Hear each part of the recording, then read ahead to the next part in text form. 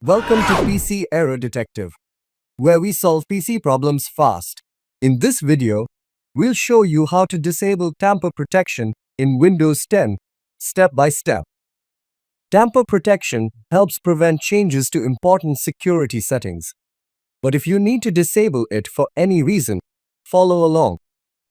Don't forget to subscribe to the channel for more helpful tutorials. Let's begin. Step 1. Right-click on the Start menu at the bottom left corner of your screen. Then click on Settings from the menu that appears. Step 2.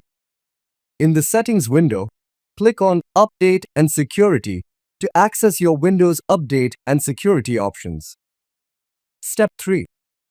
Now, click on Windows Security from the left sidebar and then select Virus and Threat Protection from the main screen.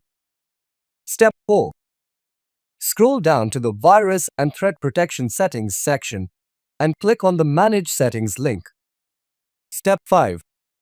Finally, find the Tamper Protection toggle switch and turn it off by clicking on it. And that's it. Thanks for watching and stay tuned for more videos.